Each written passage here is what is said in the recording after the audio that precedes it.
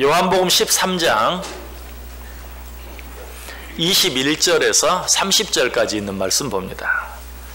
요한복음 13장 21절에서 30절까지 한 절씩 교독합니다. 제가 먼저 21절 읽겠습니다. 예수께서 이 말씀을 하시고 심령이 괴로워 증언하여 이르시되 내가 진실로 진실로 너희에게 이르노니 너희 중 하나가 나를 팔리라 하시니 예수의 제자 중 하나 곧 그가 사랑하시는 자가 예수의 품에 의지하여 누웠는지라.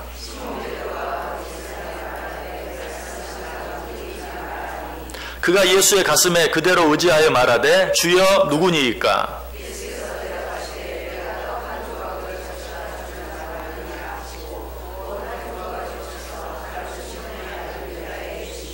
조각을 받은 후 곧 사탄이 그 속에 들어간지라.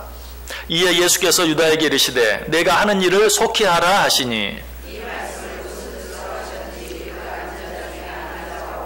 어떤 이들은 유다가 돈꾀를 맡았으므로 명절에 우리가 쓸 물건을 사라 하시는지 혹은 가난한 자들에게 무엇을 주라 하시는 줄로 생각하더라. 아멘. 자, 우리 옆 사람과 한번 인사하겠습니다. 참 잘 오셨습니다. 큰 은혜 받으시기 바랍니다.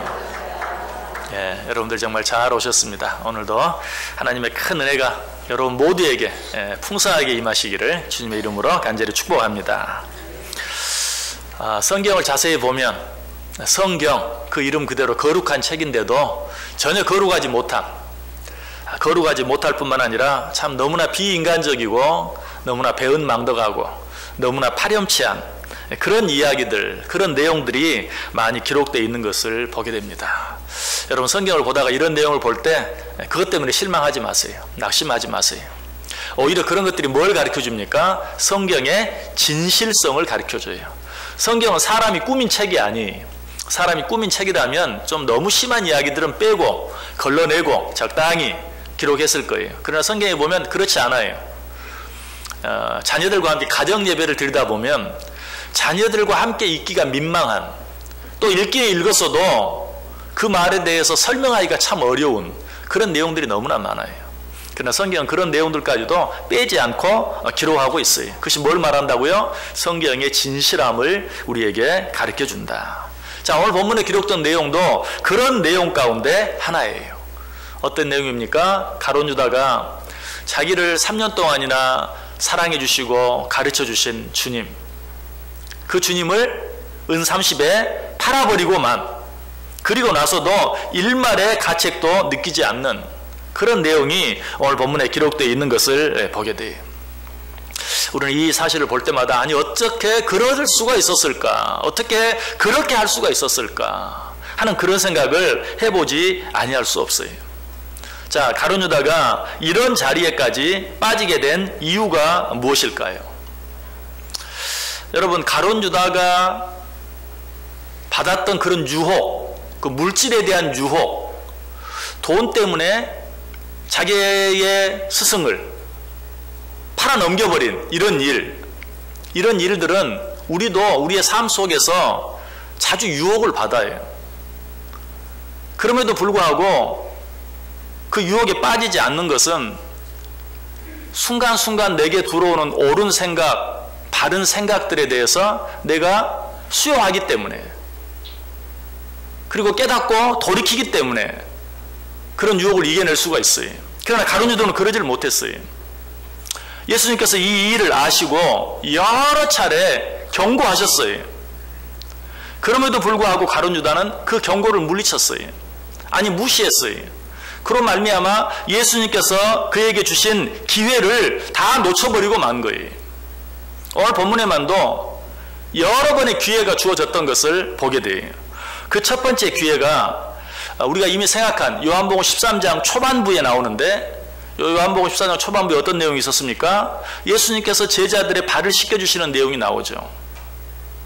그 사건 속에도 가룟 유다로 하여금 돌이킬 수 있는, 회개하고 돌아올 수 있는 기회가 주어졌어요.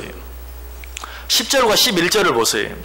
예수께서 이르시되 이미 목욕한 자는 발밖에 씻을 필요가 없느니라. 온 몸이 깨끗하니라. 너희가 깨끗하나 다는 아니니라 하시니 이는 자기를 팔 자가 누구인지 아심이라. 그러므로 다는 깨끗하지 아니하다 하시니라. 지금 가룟 유다는 이미 예수 그리스도를 예수 그리스도를 은 30에 팔아 대제사장들에게 넘겨줄 기회를 찾고 있었어요. 마태복음 26장 15절과 16절에 보면 내가 예수를 너희에게 넘겨주리니 얼마나 주려느냐 하니 그들이 은 30을 달아주거늘 그가 그때부터 예수를 넘겨줄 기회를 찾더라. 이미 예수님을 팔았어요. 돈도 받았어요. 이제 기회만 보는 거예요. 어떻게 예수를 저 대제사장들에게 넘겨줄 것인가. 기회만 보고 있는 때였어요. 그때 예수님이 제자들의 발을 씻어주면서 뭐라고 말해요?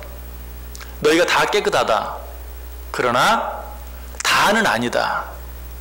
여러분이 가룟 유다라고 생각하고 한번 이 말씀을 생각해 보세요. 예수의 몸값을 이미 받았어요. 은 30을 받고 예수를 넘겨주기만을 기회를 엿보고 있어요. 그런데 예수님이 말씀하시는 것이 너희가 다 깨끗하나 다는 아니다. 여러분의 마음이 얼마나 찔렸겠어요. 그런데 가룟 유다는 이 순간에도 어떻게 했죠? 전혀 찔리지 않고 아무 일도 없는 것처럼 예수님 앞에 발을 내밀고 발을 씻게 했어요.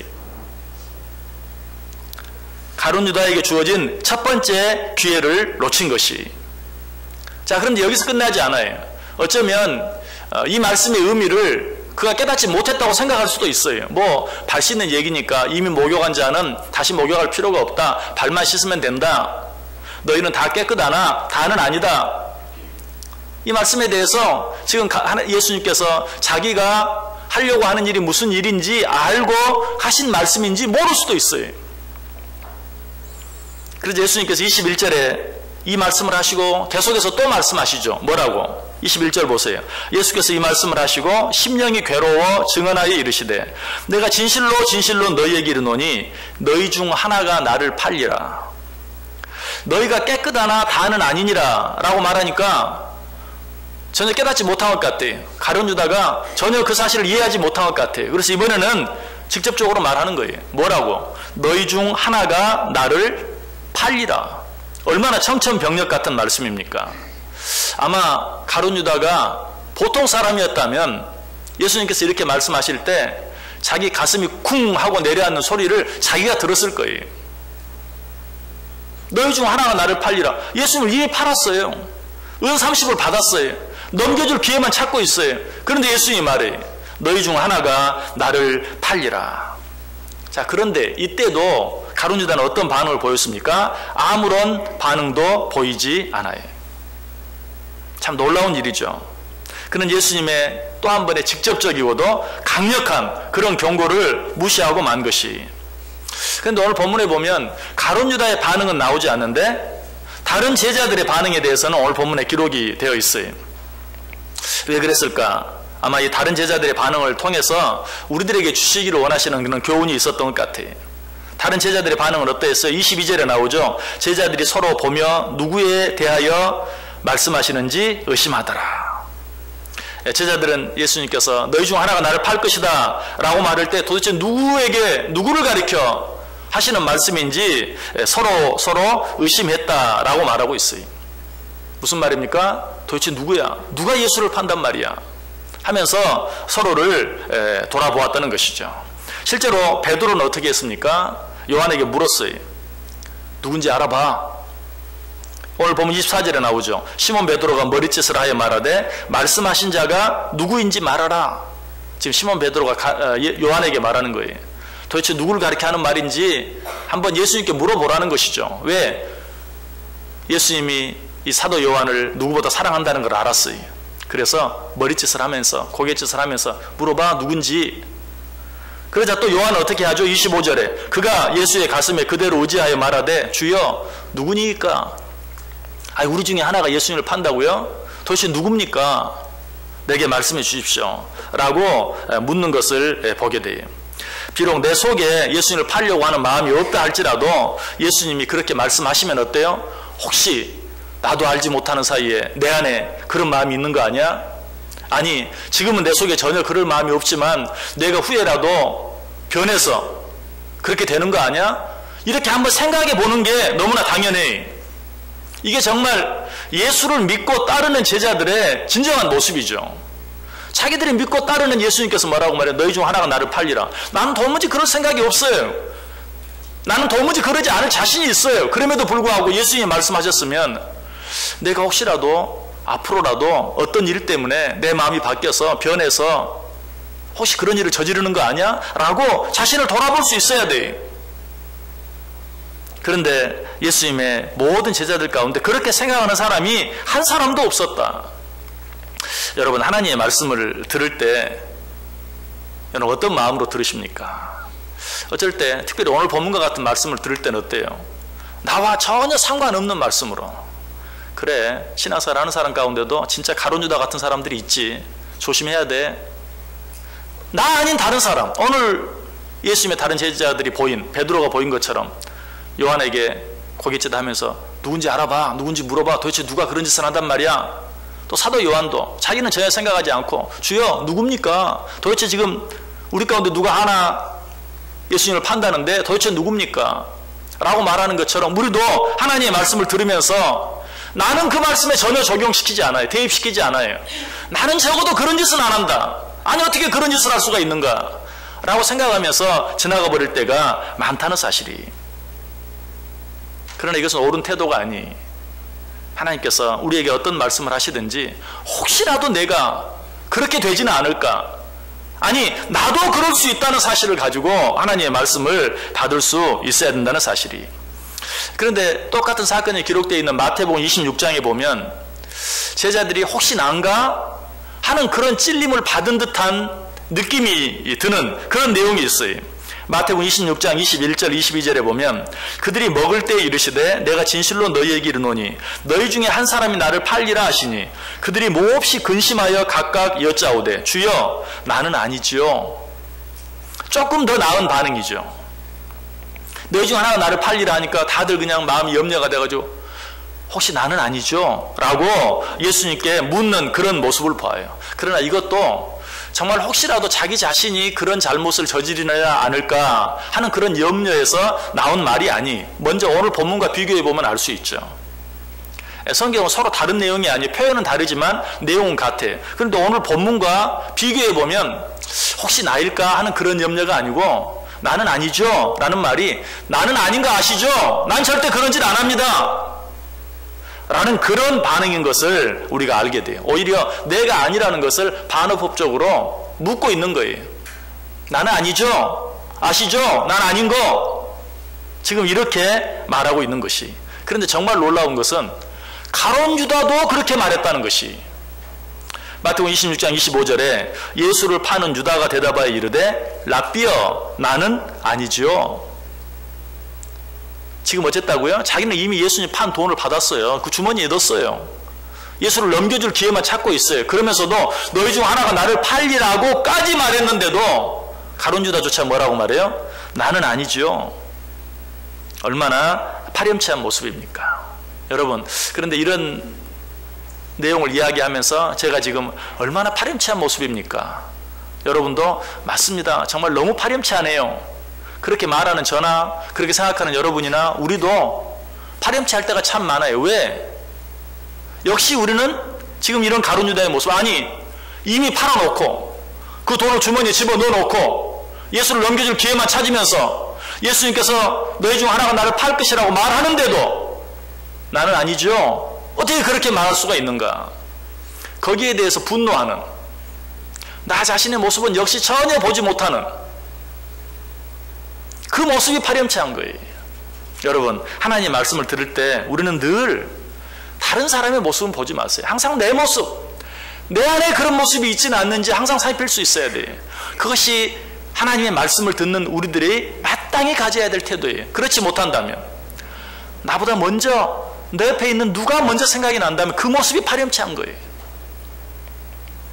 여러분, 내 옆에 있는 사람들을 볼 때는 항상 하나님이 내게 붙여주신 자, 좀 더 적극적으로 하나님이 나를 위해 붙여주신 자라고 바라보세요.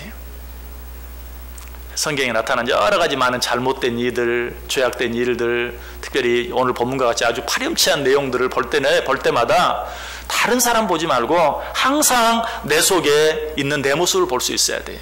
그런 모습을 보면서 나는 아니죠. 나는 아닌 것 아시죠? 나는 최소한 그렇진 않습니다. 이런 생각이 아니라 혹시 나는 아닌가?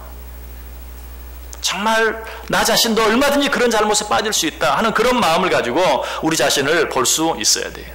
자, 그런데 가룟 유다가 이처럼 파렴치한 자리에 빠질 수밖에 없었던 이유가 무엇입니까? 이미 팔아놓고도 나는 아니죠.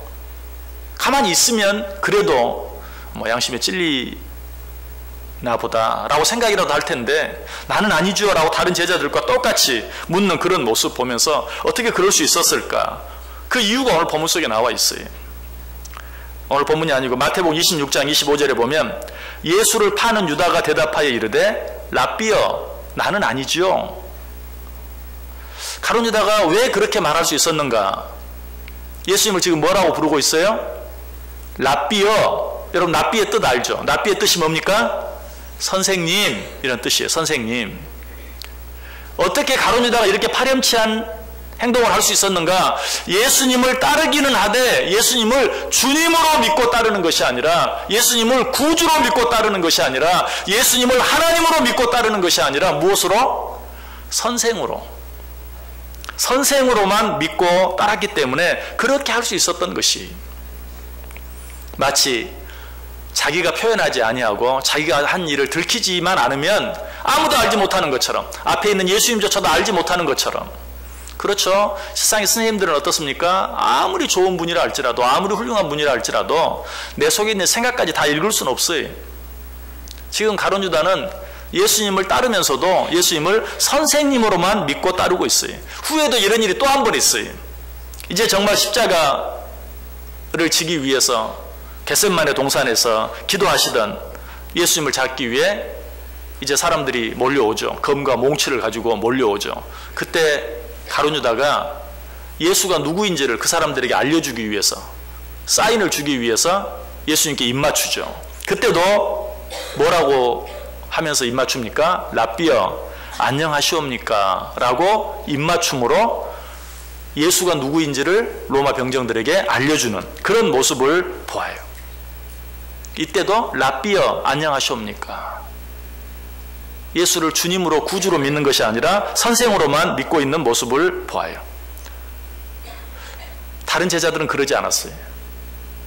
다른 제자들은 나는 아니지요 라고 물으면서 랍비여 나는 아니지요 그렇게 말하지 않았어요. 마태복음 26장 22절에 보면 그들이 몹시 근심하여 각각 여짜오되 주여 나는 아니지요. 여러분 여기에 큰 차이가 있어요. 예수님을 그저 윤리적이고 도덕적인 훌륭한 선생님으로 알고 따르느냐, 예수 그리스도를 나의 구주, 나의 주님으로 믿고 따르느냐, 여기에 엄청난 차이가 있어요. 여러분, 내가 예수님을 어떤 분으로 믿고 따르고 있는지 한번 확인해 보세요. 4대 성인 가운데 한 분, 위대한 윤리적인 도덕적인 그러한 위대한 스승으로 믿고 따르고 있습니까? 아유, 예수를 뭐 안 믿는 것보다 믿는 게 낫지. 교회 가면 얼마나 좋은 말 많이 하고 뭐 여러분 이런 식으로 예수를 믿고 있지 않습니까? 그런 자들은 언제라도 가룟 유다처럼 예수님을 팔아넘길 수 있어요. 가룟 유다는 예수님을 그렇게 알았어요. 랍비여. 그러나 다른 제자들도 가룟 유다보다 나을 게 하나도 없었어요. 그러나 다른 제자들과 가룟 유다 사이에 한 가지 큰 차이가 있다면 다른 제자들은 예수님을 주님으로 믿고 있었다는 것이, 우리가 아무리 부족하고 연약해도 예수 그리스도를 나의 구주로 믿고 있다면 우리에게는 소망이 있어요. 그러나 우리의 삶이 다른 사람보다 아무리 낮고 멋있고 훌륭하다 할지라도 예수님을 그저 위대한 스승 정도로만 생각하고 있다면 우리는 소망이 없어요. 이처럼 유다가 예수님을 선생님이라고 부르며 랍비여 나는 아니죠 라고 말했을 때 예수님은 또 한 번 그에게 뭐라고 대답하십니까? 마태복음 26장 25절에 예수를 파는 유다가 대답하여 이르되 랍비여 나는 아니죠 대답하시되 내가 말하였도다. 또 한 번 가룟 유다에게 기회를 주시는 것이, 자, 처음에는 어떻게 했어요? 너희가 깨끗하나 다는 아니니라. 이 말은 뭐 도대체 무슨 발 얘기를 하는지 몸 얘기를 하는지 좀 헷갈릴 수 있는, 얼마든지 헷갈릴 수 있는 그런 말이었어요. 그러나 다른 사람은 헷갈릴지라도 사실 가룟 유다는 찔끔했어야 하는데 가룟 유다는 전혀 깨닫지 못했는지 깨닫지 못한 척 했는지 이 기회를 놓쳐버리고 말았어요. 그 다음에 예수님께서 뭐라고 말합니까? 너희 중 하나가 나를 팔리라. 이제는 좀 더 구체적으로 말합니다. 다른 사람 다 몰라도 가룟 유다는 분명히 알 수밖에 없어요. 그러나 이것조차도 가룟 유다는 무시했어요. 오히려 다른 제자들처럼 뻔뻔하게 나는 아니지요 라고 말하면서 그 기회를 놓쳐버렸어요. 그러자 이제 예수님께서 그에게 뭐라고 말합니까? 나는 아니죠 라고 말할 때 네가 말하였다. 여러분, 하나님의 말씀을 들을 때 아까 제가 말씀드렸죠. 어떤 말씀을 듣든지 다른 사람을 생각하지 말고 나를 생각해라. 그런데 하나님의 말씀을 들을 때 내게 주는 말씀으로 받을 때에도 차이가 있어요. 이렇게 대중적으로, 자, 제가 여러분 앞에 여러 사람을 놓고 말씀을 전합니다. 그때는 어떻습니까? 어떤 죄, 어떤 잘못을 지적해도 훨씬 찔림이 덜해요. 그런데 제가 여러분을 개인적으로 1대1로 앉아가지고 여기 설교했던 말씀을 여러분에게 한다면 어떨까요? 아마 10에 7, 8은 상처받고 실족하고 교회를 떠나고 말 거예요. 설교할 때는 괜찮아요. 왜? 다 내게 주는 말로 안 받기 때문에 그래요. 아무리 심한 얘기를 해도 그런 사람이 있나 보다. 심지어는 저 말씀은 지금 아무개 집사 두고 하는 말이야. 이렇게 생각해. 난 괜찮아. 그런데 1대1로 앞에 놓고 얘기하면 어때요? 분명히 성경 설교한 내용하고 똑같은 내용이라 할지라도 아마 굉장히 상처를 받고 실족할 수 있어요. 여러분, 하나님의 말씀을 어떻게 듣습니까? 우리가 대중적으로 들을 때와 나 1대1로 들을 때가 달라요. 자, 아까 예수님이 뭐라고 말했죠? 너희 중 하나가 나를 팔리라. 이 말은 분명 자기가 지금 예수를 팔려고 생각하고 있으면서도 예수님이 지금 정확하게 알고 하시는 말씀이야 모르고 하시는 말씀이야 라고 살짝 넘겨버릴 수도 있어요. 그러나 나는 아니죠 라고 말할 때 예수님이 지금 뭐라고 말해요? 네가 말하였도다. 이제는 피할 길이 없어요. 가룟 유다 한 사람을 분명히 지적해서 이야기해요. 내가 말하였도다. 자, 그럼에도 불구하고 가룟 유다는 어떻습니까? 인정하지 않아요. 자기 자신을 가리켜서 네가 나를 팔 것이다 라고 얘기했음에도 불구하고 이번에도 아무런 반응을 보이지 않아요. 여러분, 때때로 자, 이렇게 대중을 놓고 여러분들이 설교하고 이야기를 한다 할지라도 여러분 자신이 분명하게 이것은 나에게 주시는 말씀이구나. 내가 행한 바로 그 일에 대해서 지금 하나님이 지적하고 계시는구나 라고 받으면서도 거기에 대해서 반응을 보이지 않고 지나가 버리면, 다른 사람을 향해서 이야기했다고 착각을 하면 뭐 어쩔 수 없죠. 그런데 자기가 알아요. 이거는 하나님이, 저 목사님도 지금 모르고 하는 이야기지만 하나님은 아시는구나, 하나님이 지금 나에게 하시는 말씀이구나 라고 깨달으면서도 그 자리에서 돌이키지 않는, 여러분, 그런 일이 우리 가운데 있어요. 하나님이 정말 내가 하는 모든 일들을 알고 계시는구나, 지금 나의 그 잘못을 지적해 주시는구나 라고 깨달으면서도 회개하지 않고 돌이키지 않는, 지금 가룟 유다가 그렇게 하고 있다는 것이, 여러분, 예수님께서는 지금 가룟 유다에게 여러 가지 방법으로, 처음에는 가룟 유다의 자존심 생각해서 비유적으로 너희가 깨끗하나 다는 아니다. 그 다음엔 어때요? 혹시라도 상처받을까봐 개인적으로가 아니라 여러 사람을 한꺼번에 대상으로 너희 중 하나가 나를 팔리라. 그러나 깨닫지 못하니까 이번에는 어때요? 개인적으로 네가 말하였다. 다른 사람은 모르죠. 모를 수 있죠. 이해하지 무슨 말인지 이해할 수 못할 수 있어요. 그러나 가룟 유다는 알아요. 네가 말하였다. 그런데도 깨닫지 못해요. 자, 예수님 여기서 포기하십니까? 아니, 한 번 더 말씀하십니다. 이제는 말로 해서 안 되니까 실물 교육으로 시청각 자료까지 동원해 가면서 한 번 더 이야기해요. 오늘 보면 25절 26절에 그가 예수의 가슴에 그대로 의지하여 말하되 주여 누구니이까? 누가 말하죠? 지금 사도 요한이 예수님께 묻고 있죠. 도대체 누굽니까? 예수께서 대답하시되 내가 떡 한 조각을 적셔다 주는 자가 그니라 하시고 곧 한 조각을 적셔서 가롯 시몬의 아들 유다에게 주시니, 내가 떡 한 조각을 주는 자가 바로 그 자다 하면서 떡 한 조각을 누구에게? 가룟 유다에게 주었다는 것이.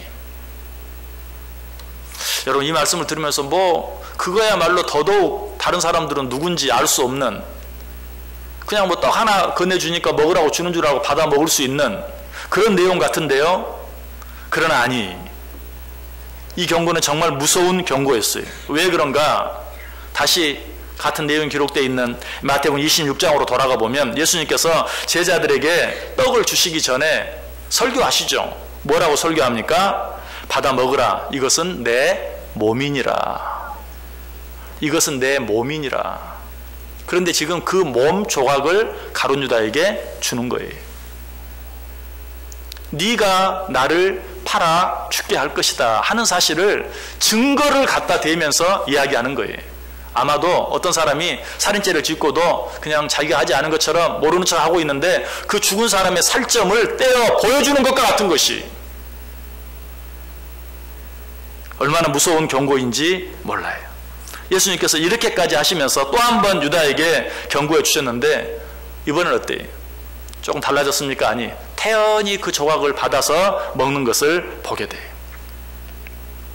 바로 이때 어떤 일이 일어납니까? 오늘 보면 27절 보세요. 조각을 받은 후 곧 사탄이 그 속에 들어간지라. 여러분, 이 말씀은 비로소 이때 사탄이 그 속에 들어갔다라는 말이 아니, 사탄은 이미 그 안에서 정말 가룟 유다를 유혹하고 또 예수 그리스도를 팔도록 정말 그 마음을 종용하고 있었어요. 그러나 여러 번 예수님께서 기회를 주심에도 불구하고 그 기회를 받아들이지 아니하고 돌이키지 않고 회개하지 아니할 때 비로소 그 안에 있던 사탄이 역사하기 시작했다는 것이. 여러분, 사탄은 우는 사자와 같이 집어삼킬 자를 찾아요. 항상 우리 속에 있어요. 그러나 우리가 기억해야 될 것은 무엇입니까? 그 사탄이 구체적으로 어떤 일을 내 안에서 시작하도록 틈을 줘서는 안 돼요. 어떻게 그렇게 할 수 있습니까? 하나님께서 우리에게 어떤 방법으로든지 말씀하실 때 그 말씀을 내게 주시는 말씀으로 받고 돌이키고 회개할 수 있어야 돼요. 방향을 바꿀 수 있어야 돼요. 그렇게 하기만 하면 비록 사탄이 내 안에 있다 할지라도 그 안에서 힘을 발휘하지 못해요. 지금 사탄이 이미 가룟 유다 속에서 여러 가지 일들을 했어요. 그렇기 때문에 어때요? 예수님을 팔기 위해서 대제사장들이 음삼식을 받고 넘겨줄 기회를 찾고 있어요. 그러나 예수님께서는 그 사이에도 여러 번 돌이킬 수 있는 기회를 주셨어요. 그 기회를 받아들이기만 했다면 사탄은 그 안에서 자기가 하고자 하는 일을 성공시키지 못했을 거예요. 실패하고 말았을 거예요.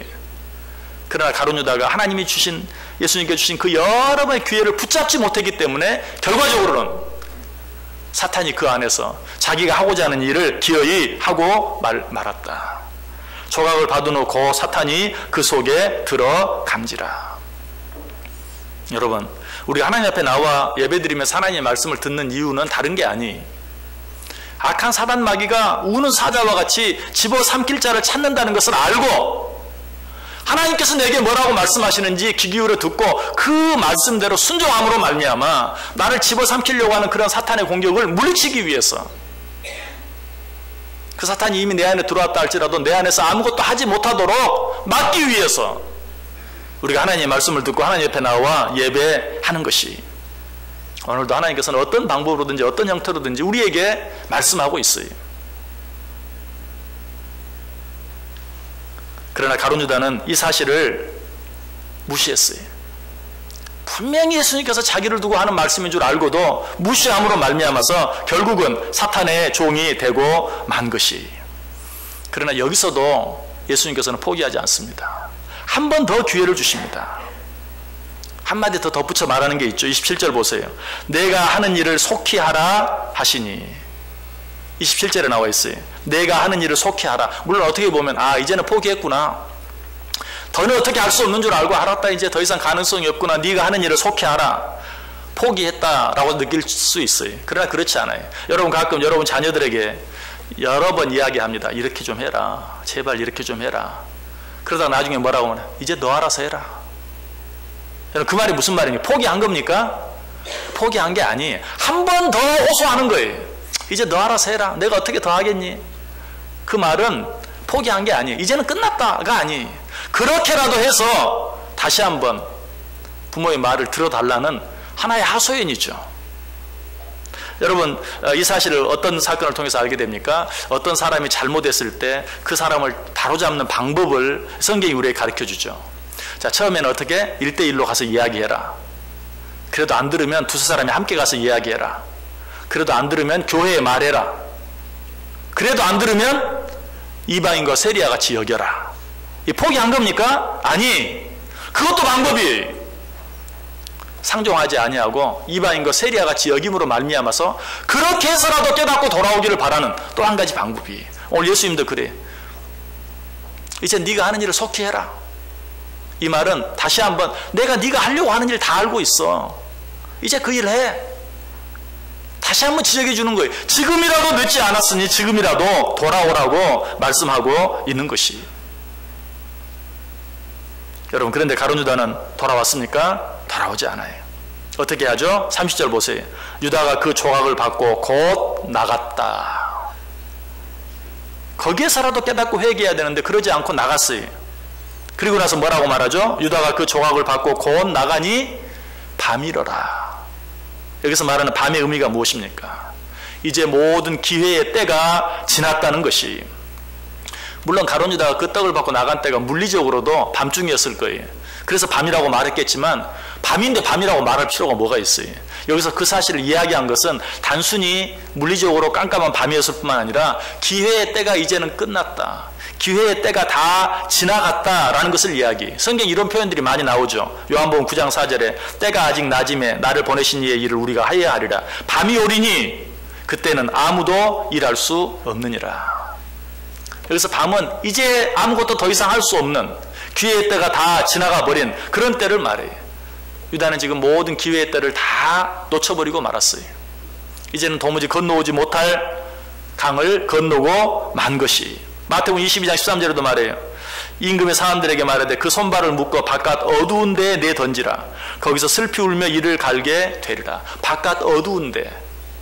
달란트 비유를 말씀하시면서 악한 게으른 종에게 한 이야기죠.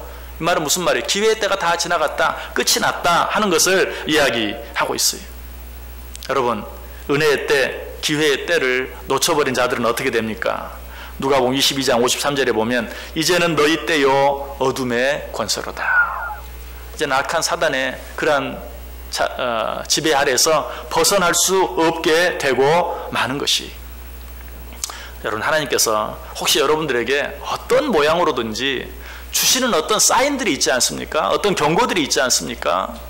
하나님께서 여러분이 주시는 말씀들을 통해서 분명히 내 마음에 어떤 떨림이 있지 않습니까? 어떤 깨달음이 있지 않습니까? 여러분, 그것들 무시하지 마세요. 그런 말씀을 주실 때 아이고, 나보다 더한 사람도 얼마나 많은데 이렇게 받지 마세요. 내가 설령 어떤 사람보다 훨씬 더 낫다 할지라도 하나님의 말씀은 모두에게 개인적으로 주시는 그런 말씀들이 오늘 하나님께서 나에게 주시는 말씀으로 받을 수 있어야 돼요. 꼭 설교 시간에 어떤 설교를 통해서만, 여러분이 성경을 읽을 때 성경 말씀을 통해서만 하나님이 말씀하시는 거 아니. 여러분이 주어진 모든 환경과 여건을 통해서도 하나님께서는 말씀하세요. 일상적이지 않은 어떤 일들이 여러분 가운데 있습니까? 그 일을 통해서라도 하나님이 나에게 무슨 말씀을 하시기를 원하시는지, 그 사건을 통해서 나에게 뭘 깨닫게 하시려고 하시는지 나 자신을 돌아볼 수 있어야 돼요. 삼손이 포도원에 내려갔을 때 이상한 일이 생겼죠. 갑자기 사자가 나타났어요. 그리고 사자가 소리를 지릅니다. 이때도 삼손이 지금 이방 여인에게 홀려가지고 그 여인과 결혼하기 위해서 지금 딥나로 내려가던 중에 생긴 일이죠.